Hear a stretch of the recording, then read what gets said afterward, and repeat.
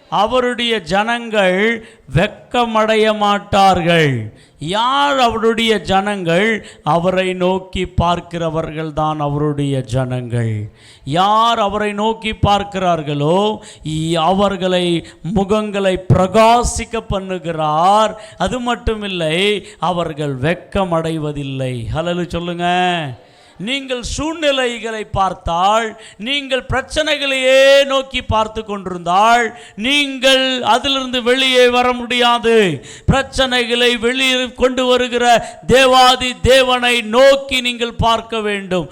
அவர்கள் அவரை நோக்கி பார்த்தார்கள். யாரை நோக்கி? விடுதலை கொடுக்கிறவரை நோக்கி, உங்களை பிரகாசிக்க பண்ணுகிறவரை நோக்கி, உங்களை ஆசீர்வதிக்கிறவரை நோக்கி, உங்களை தூக்கி விடுகிறவரை நோக்கி, உங்களை ஆசீர்வதித்து பலப்படுத்துகிறவர் ஒருவர் இருக்கிறார். அவர்தான் நாம் ஆராதிக்கிற நசரேயனாகிய இயேசு. நீங்கள் அவரை நோக்கி பாருங்கள். அப்பொழுது கர்த்தர் உங்களை வெட்கப்பட விட மாட்டார். இன்னைக்கு நிறைய பேரு அநேக மனிதர்களை பார்த்து கொண்டிருக்கிறார்கள், பணக்காரர்களை பார்த்து கொண்டிருக்கிறார்கள், சூழ்நிலைகளை பார்த்து கொண்டிருக்கிறார்கள், அநேக தேவைகளை பார்த்து ஏங்கி தவிக்கிறீர்கள்.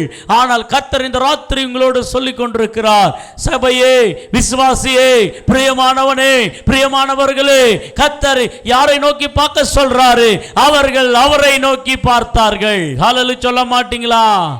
நீயும் நானும் யாரை நோக்கி பார்க்கணும்னா அவரை நோக்கி பார்க்கணும். ஹல்லேலூயா. கூப்பிடும் காக்கை குஞ்சுகள் அவரை நோக்கி பார்க்கிறது. அதிகாலையுமே ஆண்டவரை நோக்கி பார்க்கிறது. அதனால் தான் அதுக்கு ஒரு குறையும் இல்லை பிரியமானவர்களே. ஆனா மனிதர்களாகிய நாம் மனுஷனை நோக்கி பார்க்கிறோம், அநேக தேவைகளை நோக்கி ஓடுகிறோம்.